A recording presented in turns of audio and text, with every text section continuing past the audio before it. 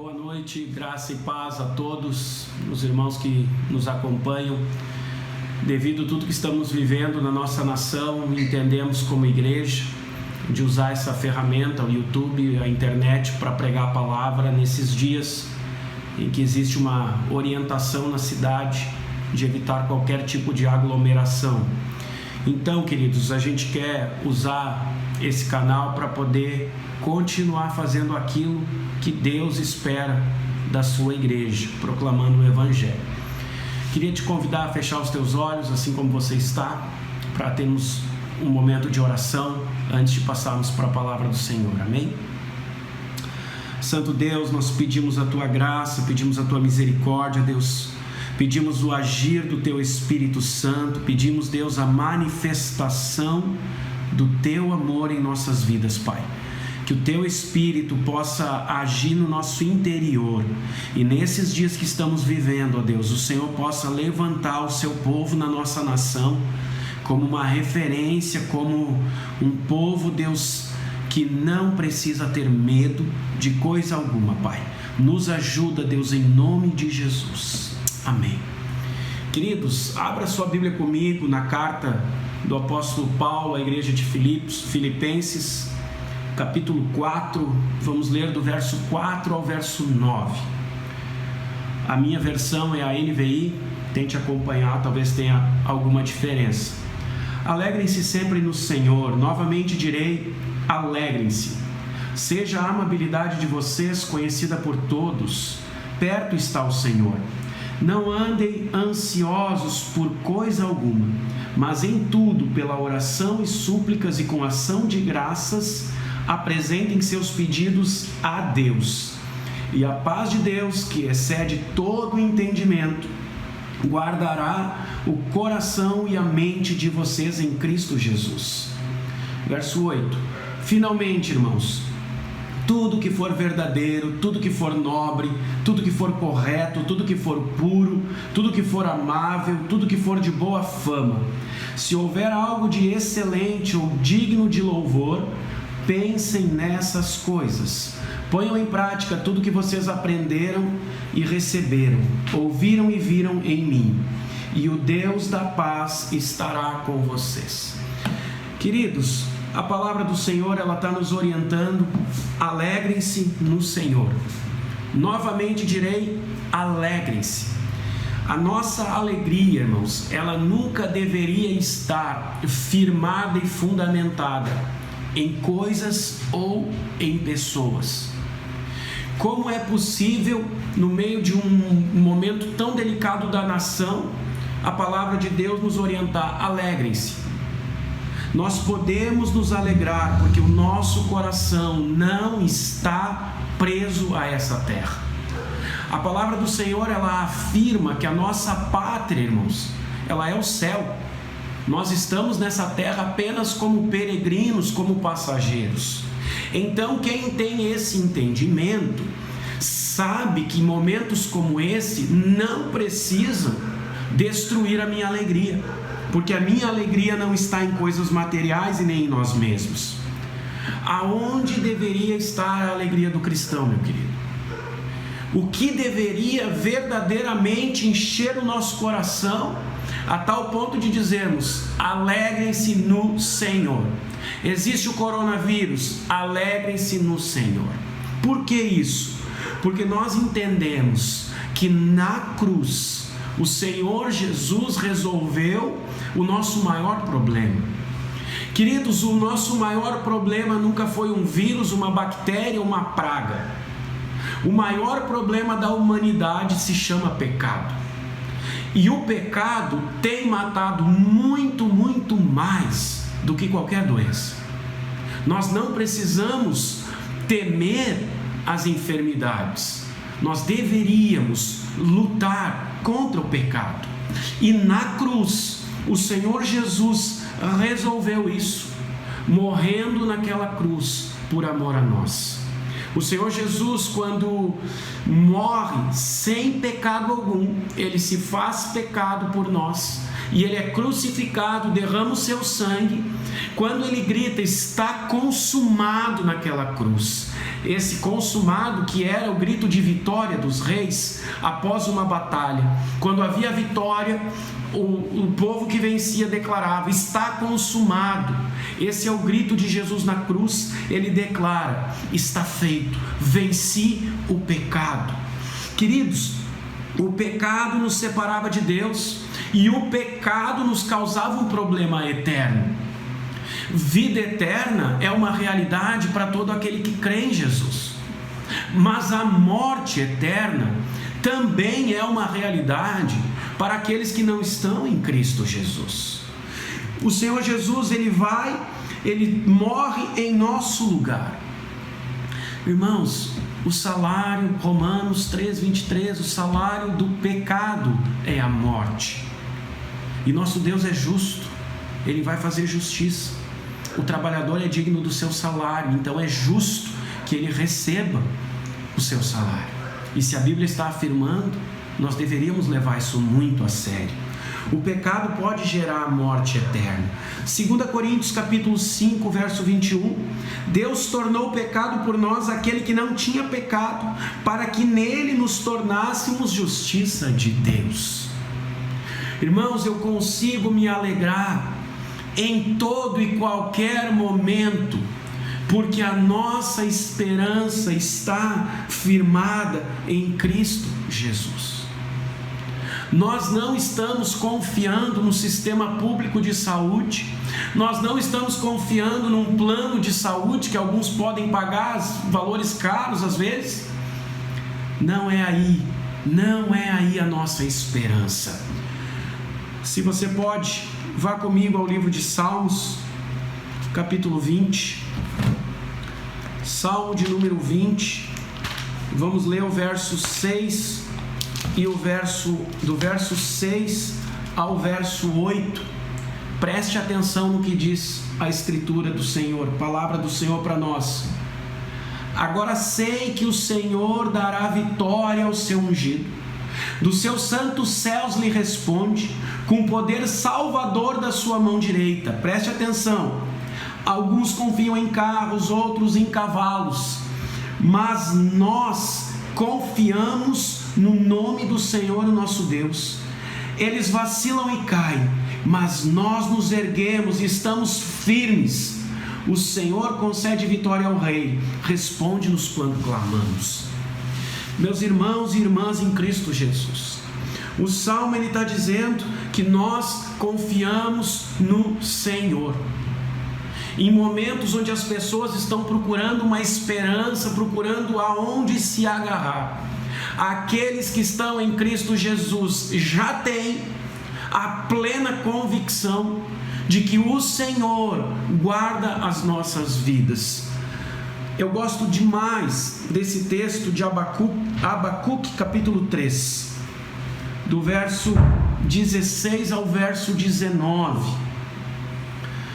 Existem boatos de que corre para os mercados, vai faltar comida. Agora de tarde passei no mercado ainda para dar uma olhada e fui na prateleira procurar álcool gel, não tinha nada. O rapaz do mercado disse que a previsão de chegada é para a semana que vem. Por que esse desespero? Porque existe a falta de uma fé genuína em Cristo. Olha o que diz o texto bíblico. Abacuque, capítulo 3, verso 16. Ouvi isso e o meu íntimo estremeceu. Meus lábios tremeram, os meus ossos desfaleceram, minhas pernas vacilaram. Tranquilo esperarei o dia da desgraça que virá sobre o povo que nos ataca. Preste atenção, mesmo não florescendo a figueira e não havendo uvas nas videiras, mesmo falhando a safra de azeitonas e não havendo produção de alimentos nas lavouras, nem ovelhas no curral, nem bois no estábulo. Verso 18. Ainda assim eu exultarei no Senhor e me alegrarei no Deus da minha salvação. O Senhor, o soberano, é a minha força. Ele faz os meus pés como os do cervo, faz-me andar em lugares altos. Meus irmãos, o texto bíblico está nos afirmando que ainda que tudo venha a falhar, ainda que tudo venha a dar errado, todas as alternativas de provisão e de sustento fracassaram. E o texto diz: todavia, eu me alegrarei, eu exultarei e me alegrarei. Verso 18: ainda assim, eu exultarei no Senhor e me alegrarei no Deus da minha salvação. Meus irmãos, nós não podemos perder essa dimensão. Quando o mundo inteiro não tem para onde correr, eles precisam olhar para a igreja de Cristo e dizer: por que esse povo ainda tem alegria, ainda tem paz? Por que os crentes não estão desesperados? Por que os crentes em Jesus não saem correndo, fazendo loucuras? Por que esse povo ainda continua vivendo suas vidas com paz e alegria em seu coração? No Senhor está a nossa alegria, meus irmãos. Do Senhor vem a nossa força. Vamos voltar a Filipenses, capítulo 4, o texto que nós lemos no início. Vá comigo. Filipenses, capítulo 4. Meu secretário Ricardo acabou de entrar aqui. Dá um oi, Ricardinho, para os irmãos da igreja. Aí, galera, Ricardo me ajudando nesse desafio. Nunca havíamos feito isso. Estamos fazendo juntos hoje aí pela primeira vez. Filipenses, capítulo 4, queridos. Verso 4 que nós lemos, olha o que diz: alegrem-se sempre no Senhor. Novamente direi, alegrem-se, seja a amabilidade de vocês conhecida por todos, perto está o Senhor. Olha o verso 6: não andem ansiosos por coisa alguma. Meus irmãos, a gente hoje fala do coronavírus. De um tempo para cá, a gente fala de síndrome do pânico, a gente fala de depressão profunda, a gente fala em crise de ansiedade, a gente fala em enfermidades que nunca se tinha ouvido antes. E o que o texto bíblico está dizendo? Olha, meus irmãos, não andeis ansiosos. Querido, a ansiedade, numa definição bem simples, para todos entenderem: ansiedade, sofrer por antecipação.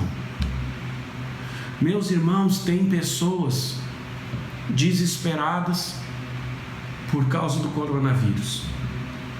Estão sofrendo. Tem pessoas que já, nós temos conhecimento, pessoas que precisaram já procurar psiquiatras e psicólogos aqui na cidade, porque o coronavírus está chegando.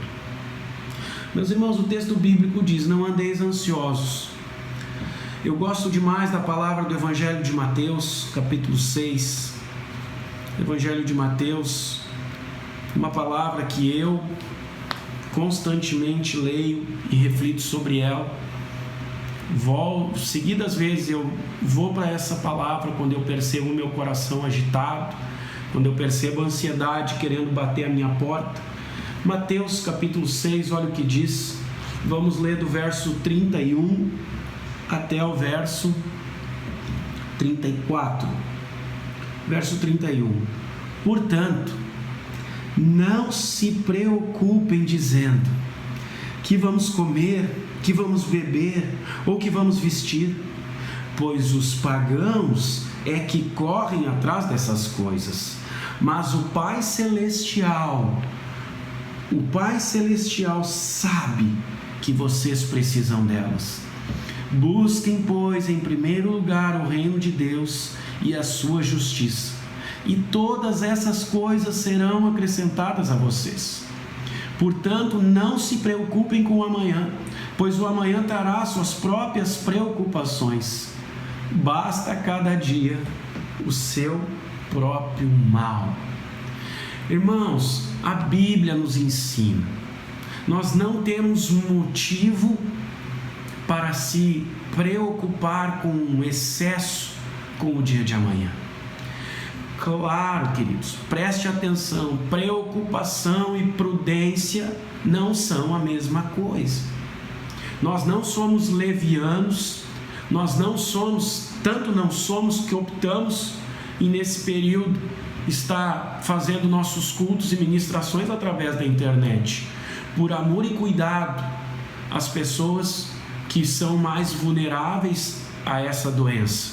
Se fala em crianças e os mais velhos. Nós não somos levianos, mas a preocupação e a ansiedade não são a mesma coisa que sabedoria e prudência. Nós queremos ser sábios diante de Deus, por isso seguimos as orientações dos órgãos de saúde da nossa cidade. Mas nós não queremos viver em sofrimento, nós não queremos viver fugindo de algo que não está no nosso controle. Nós somos daquele povo que não anda ansioso. Por que não anda ansioso, irmãos? Porque confia no Pai Celeste. Os pagãos, essa palavra pagão para os nossos dias, aqueles que não conhecem a Deus, aqueles que não temem a Deus, que não conhecem a Jesus, esses andam atrás de comida, atrás de bebida e atrás de roupa.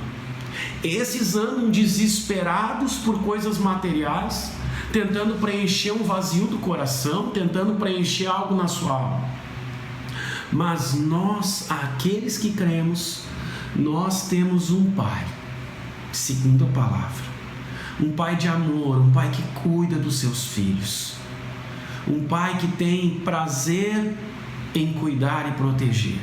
A função de um Pai, queridos, é proteção, é provisão, é direção. Se nós que somos humanos e falhos sabemos dar boas dádivas aos nossos filhos, quanto mais o vosso Pai Celeste, diz a palavra. Então, queridos, em vez de ficarmos ansiosos, em vez de ficarmos espalhando a nossa ansiedade, a nossa preocupação, porque hoje nós não sofremos sozinhos, né? Com a internet, com o WhatsApp, com o Facebook, com tudo que é coisa, nós hoje sofremos e espalhamos o nosso sofrimento para todas as pessoas que estão perto de nós. Amigos, vizinhos, todo mundo percebe, e isso vai contagiando negativamente. Tem pessoas que nem têm a informação, mas viram que alguém disse algo ruim e isso é o suficiente para um desespero.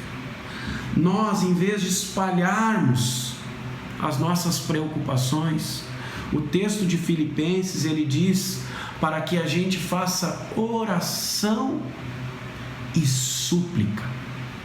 Irmão, no lugar da preocupação, no lugar do medo, no lugar da ansiedade, o tempo que as pessoas estão gastando para divulgar as informações do coronavírus, para divulgar o que está acontecendo ao redor do mundo inteiro, o tempo que as pessoas gastam ouvindo histórias que algumas talvez a gente nem sabe se de fato são verdadeiras. Todo esse tempo e essa energia gasta nessa direção. O texto bíblico fala para nós fazermos orações e súplicas. Quantas pessoas já ouviram da sua boca alguma coisa sobre o coronavírus? Quantas pessoas já viram em alguma rede social sua informações do coronavírus? Quanto tempo você tirou de oração e súplica diante de Deus por tudo que nós estamos vivendo na nossa nação e no mundo? Situação de países que estão com uma situação pior que a nossa. Quanto tempo nós estamos gastando para orar ao Senhor, para clamar diante de Deus, para pedir por misericórdia? Meus irmãos, isso é o que Deus espera de nós. Não o pânico, o medo. Não, isso não é necessário. A oração e a súplica, o tempo na presença de Deus, apresentar tudo ao Senhor. Isso é o que Deus espera de nós. Olha o texto que nós estamos trabalhando. Filipenses 4, verso 4. Vamos voltar nele.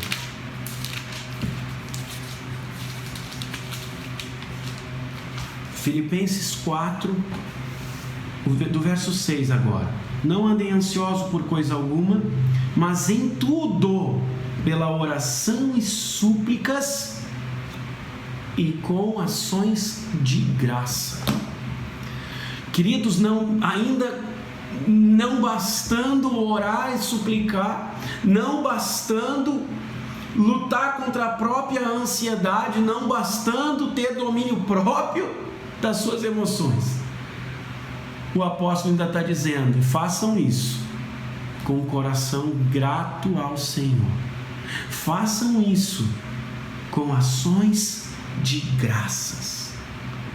Meus irmãos, me diz uma pessoa com coração grato a Deus que é escrava do medo. Me diz uma pessoa com coração grata ao Senhor que vive murmurando, que vive reclamando, que vive espalhando medo e ansiedade por onde passa. A gratidão é uma ferramenta poderosa para os nossos dias. Se você escolhe algo ruim para valorizar, se você escolhe algo negativo para enfatizar, eu te desafio a escolher algo bom. Você vai encontrar algo bom nos nossos dias. Nós agora não estamos fazendo as células, estamos desafiando a igreja a fazer culto caseiro, papai, mamãe, filhinhos. Que tremendo isso, irmãos. Que privilégio poder se reunir com a sua família, seus filhos poderem te ver lendo a Escritura. Você agora, alguns irmãos que não estão podendo desenvolver suas tarefas profissionais, as crianças que não podem ir para a escola, as crianças que ficam o dia inteiro em casa. Que privilégio para um pai e uma mãe sentar com seus filhos e ensinar a palavra de Deus para essas crianças. Eu recebi no WhatsApp aquela brincadeira de que com as crianças o dia inteiro em casa, rapidamente as mães descobririam a cura para o coronavírus. É uma brincadeira, mas é uma brincadeira que revela que nos nossos dias os pais não sabem mais nem cuidar dos seus próprios filhos. Os pais terceirizaram, mandam as crianças para a creche, para a escolinha, porque eu não tenho paciência para cuidar dos meus próprios filhos. Queridos, um coração grato ao Senhor, tu sempre pode encontrar motivo para, ao invés de reclamar, agradecer. Eu anotei aqui que a gratidão é o melhor calmante que existe. Você tem a opção de entrar em desespero ou de confiar no Senhor. Você tem a opção de reclamar ou de agradecer. Mas Vini, as coisas vão de mal a pior. E qual é a surpresa disso? Para nós que conhecemos a palavra, queridos, qual é a surpresa? Qual é a novidade que tem aí? Nenhuma. Nós sabemos que as coisas nunca seriam fáceis. O Senhor Jesus deixou isso claro. No mundo passais por aflição, mas tem de bom ânimo, eu venci o mundo. Meus irmãos, a gratidão nesses momentos que nós estamos vivendo, ela tem o poder de transformar o ambiente onde nós estamos. As palavras que saem da nossa boca, elas mudam o ambiente que nós estamos, seja para o bem ou para o mal. Aí o texto continua e depois o apóstolo Paulo diz: e a paz de Deus que excede todo entendimento. Irmãos, existe uma paz que não é terrena, existe uma paz que não é natural, existe uma paz que não é fruto de emoções humanas, existe uma paz que vem de Deus, que Deus gera no coração dos seus filhos. Existe uma paz que ela é espiritual, ela não é explicável, ela vai além do entendimento humano, ela excede a compreensão do homem. Eu não tenho como explicar por que eu consigo ter paz em meio a momentos difíceis. Eu só posso dizer, eu confio em um Deus. Eu só posso afirmar, nem um fio de cabelo cai da minha cabeça sem que o Senhor permita. Eu só posso declarar, irmãos, que o anjo do Senhor acampa-se ao redor daqueles que o temem e o buscam. Eu só posso crer na Escritura, que diz que todas as coisas cooperam para o bem daqueles que amam o Senhor, daqueles que vivem segundo o seu propósito. Então eu posso crer em uma paz que ela é muito além do que nós vivemos ao nosso redor. Ela é sobrenatural. Preste atenção. Paz não é ausência de desafios. Paz não é ausência de problemas. Paz não é nem ausência de medo. Temos às vezes. Mas a paz é a certeza de que Deus continua no controle de todas as coisas. Queridos, de eternidade a eternidade, o governo está sobre os seus ombros. Pelos séculos dos séculos, o Senhor Jesus reina. Aquele que era, aquele que é e aquele que há de vir. Então eu posso ter paz porque o meu Redentor vive. Eu posso crer porque Cristo Jesus é por mim. Os desafios, as dores, as doenças, tudo isso pode acontecer com qualquer um. Mas eu sei quem governa. Eu sei a quem eu sirvo. É uma paz que vai além da razão. É uma paz para enfrentar os momentos difíceis. Paz, irmãos, quando está tudo bem, não precisa ser a paz de Deus. Pode ser qualquer paz, está tudo bem, não tem dificuldade, não tem problema, não tem escassez, não tem luta, não tem dor, não tem nada. Estou em paz. Agora, o mundo inteiro está em dificuldades. E eu continuo dizendo, eu tenho uma paz que vai além de circunstâncias. João capítulo 14, o verso 27, queridos, são palavras do Senhor Jesus. João capítulo 14, verso 27. Deixo a paz a vocês, a minha paz dou a vocês, não a dou como o mundo a dá. Não se perturbe o seu coração, nem tenham medo. Essa paz que eu estou dizendo.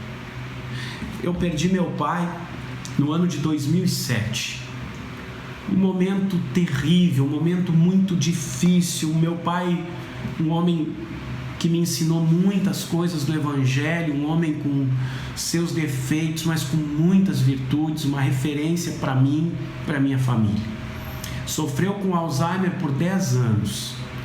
E em 2007, quando ele faleceu, estávamos num momento terrível, muito triste. Mas eu posso testemunhar para os irmãos que no velório do meu pai, eu tinha paz no meu interior. Sabe por quê? Porque eu sei que em Cristo Jesus, ainda que eu morra, em Cristo eu viverei. Essa é a paz que o Evangelho nos oferece. É dessa paz que nós estamos falando. Como pastor, eu já fiz alguns enterros, irmãos. E eu já vi algumas famílias desesperadas. Eu já vi pessoas agarradas no caixão, gritando: eu só queria ter dito que eu te amava. Eu já vi gente agarrada no caixão, dizendo: me perdoa por tudo que eu te fiz. Mas agora não adiantava mais. Eu vi gente sofrer na hora da morte. Já vi pessoas sendo levadas para o hospital, saindo em ambulância do cemitério, passando mal. Por que isso, queridos? Por uma ausência de paz. Porque a vida não era uma vida segundo os padrões da palavra. Porque se vivia de qualquer forma e se achava que a morte nunca ia chegar. Eu posso testemunhar para os irmãos. Enterramos o meu pai, Doutor Olívio Triste. Carinhosamente eu chamava de meu velho. Um homem que me ensinou a ler na palavra. Eu tive dificuldade na infância para aprender a ler e escrever. E meu pai, que mal sabia ler, sentava comigo e me pegava textos bíblicos e ia me ajudando a aprender a ler.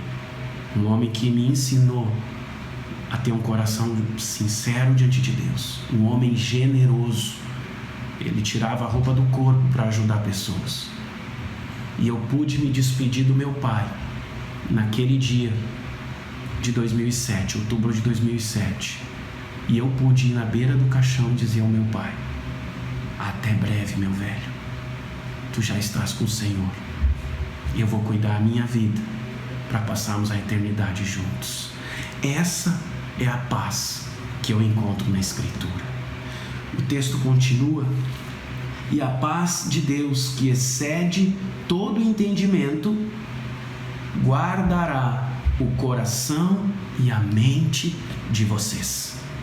Meus irmãos, essa paz que o mundo não consegue explicar, ela guarda o meu coração, ela guarda as minhas emoções e ela guarda a minha mente, ela guarda a minha razão. A paz de Deus, ela guarda o meu emocional e ela guarda o meu racional.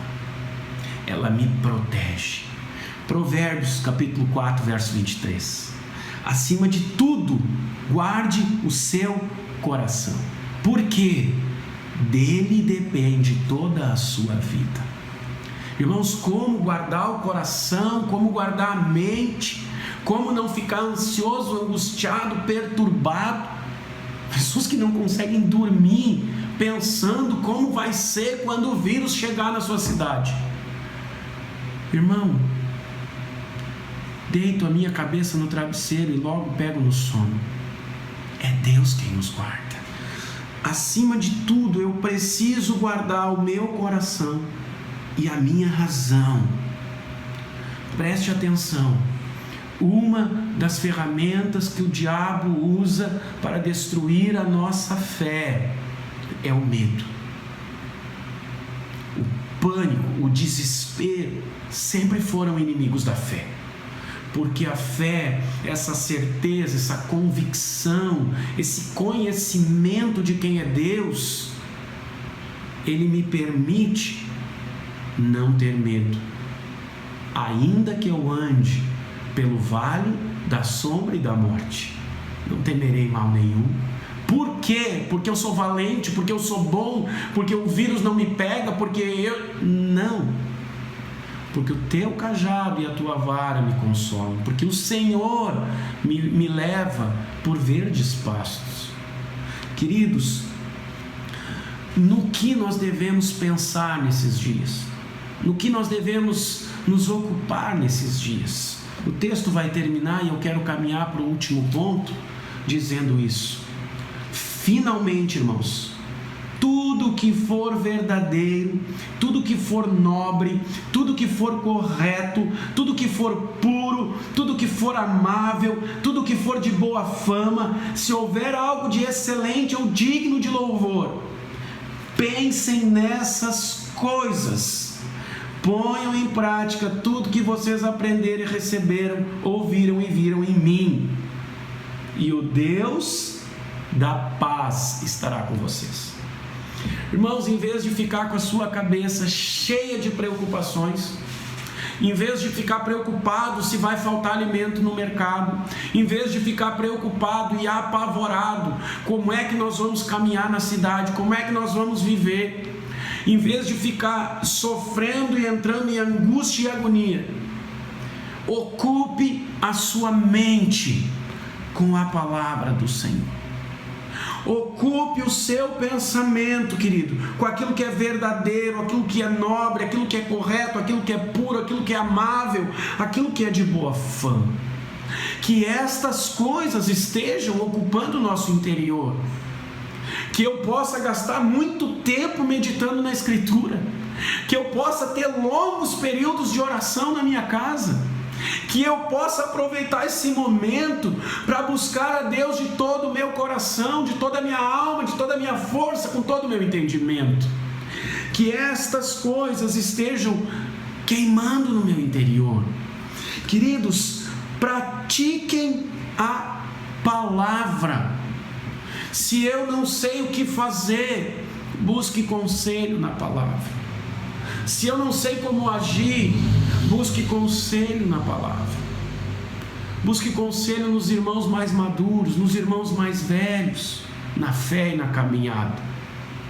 busque direção, busque orientação.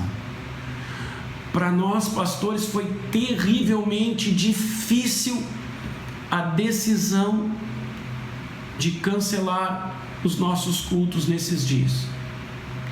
Depois que tomamos a decisão, eu tive vontade de começar a chorar. Tivemos a reunião pela manhã e à tarde eu tirei um tempo para oração e a minha vontade era de chorar, um coração abatido e triste. Mas nós buscamos conselhos em irmãos mais velhos, nós procuramos pastores que são referência, o nosso discipulador nos orientou também. Então nós entendemos que era um momento onde Deus queria e deseja e vai restaurar outras coisas. Irmãos, quantos de nós achamos que a agenda da igreja é muito pesada?